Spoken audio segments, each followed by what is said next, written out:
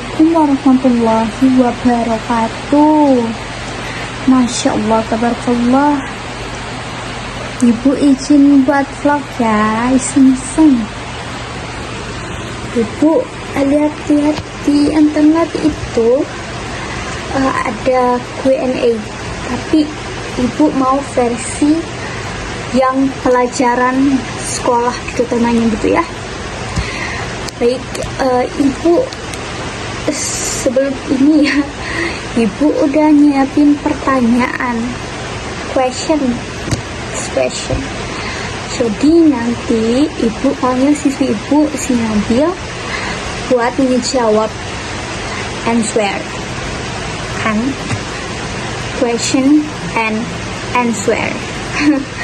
Ya, tentang pelajaran. Terus ibu bakal panggil siswi ibu ya.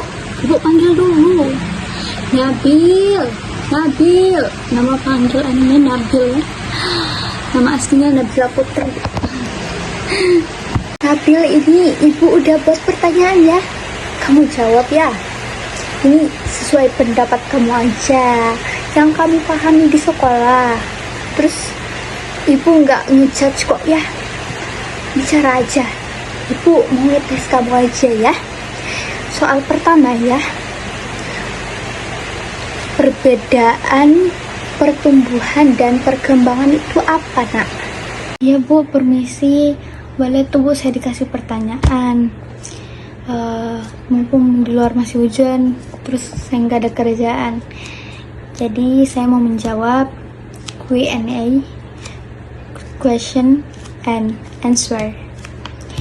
Jadi bedanya itu perkembangan dan pertumbuhan. Kalau perkembangan tidak dapat diukur oleh angka, dan proses penambahan kemampuan seorang manusia dalam berbagai aspek. Contohnya seperti bayi waktu kecil kan belum bisa bicara. Namun ketika dia berumur 4 tahun, anak tersebut sudah bisa berbicara. Dan pertumbuhan suatu proses yang dapat diukur dengan sistem ukur. Contohnya seperti tinggi badan, berat badan, dan volume. Intinya, pertumbuhan ialah dapat diukur dan bisa dilihat. Bagus loh, bagus ya. Next ya, soal berikutnya. Faktor-faktor yang mempengaruhi perubahan dan perkembangan. Apa ya? Faktor-faktor yang mempengaruhi pertumbuhan dan perkembangan. Yang pertama, hormon, genetik, gaya hidup, makanan, dan lingkungan. Ya, bagus sekali jawaban kamu. Bagus. Next, proses pertumbuhan dan perkembangan pada manusia yang terbagi menjadi 2, yaitu A. Pertumbuhan manusia, B. Perkembangan manusia. Tahapan-tahapan pertumbuhan dan perkembangan yaitu dari janin, bayi, balita, anak-anak, remaja, dewasa, dan lanjut usia. Ceritakan perbedaan perkembangannya saat ini dibanding yang dulu waktu SD. Ayo apa? Terserah kamu mau berapa. Saya itu waktu SD masih diantar orang tua, tapi sekarang udah bisa jalan sendiri ke sekolah atau biasa sama teman. Terus dulu waktu masih SD saya masih tidur sama orang tua, dan akhirnya sekarang sudah bisa tidur sendiri di kamar. Next ya, ceritakan perkembangan apa yang kamu inginkan pada dirimu di bidang A. Sosial, B. Agama, C. Pendidikan. Perkembangan yang saya inginkan di bidang sosial itu, saya ingin lebih cepat beradaptasi di lingkungan sekitar, dan saya ingin lebih bertanggung jawab serta saling menghargai pendapat masing-masing. Dan juga kalau di bidang pendidikan, saya harap saya pandai dalam bidang yang saya sukai, seperti bahasa Indonesia. Saya suka biasa puisi seperti itu, dan semoga saya bisa pandai dalam hal itu.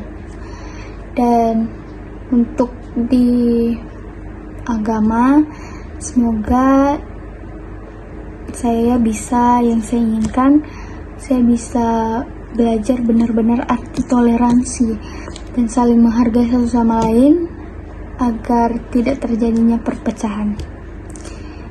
Hal kecil tersebut itu akan berpengaruh loh untuk masa depan nanti. Lanjut, next ya. Ceritakan langkah-langkah apa yang akan kamu lakukan untuk mewujudkan perkembanganmu di bidang A. Sosial, B. Agama, C. Pendidikan. Untuk langkah-langkahnya, kalau di bidang sosial, saya harus berani berbicara ya di depan orang-orang, mencari topik dan lain-lain.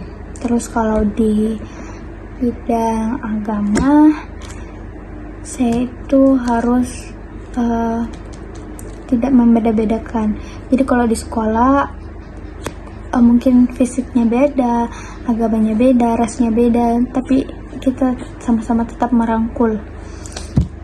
Dan untuk di pendidikan, saya harus banyak-banyak belajar untuk bisa menggapai apa yang saya mau.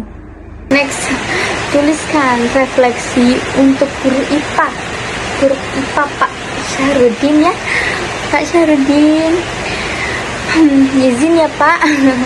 Refleksi untuk guru IPA. Assalamualaikum Pak Syarudin. Saya ingin memberikan pendapat ya. Untuk kelebihannya, Bapak itu sangat baik, ramah, murah senyum, dan kalau setiap mengajar itu selalu memberikan cerita yang sangat memberi motivasi, memberi semangat. Ceritanya itu positif semua, dan pokoknya the best deh. Dan untuk kekurangan, mungkin saat mengajar nggak ada deh.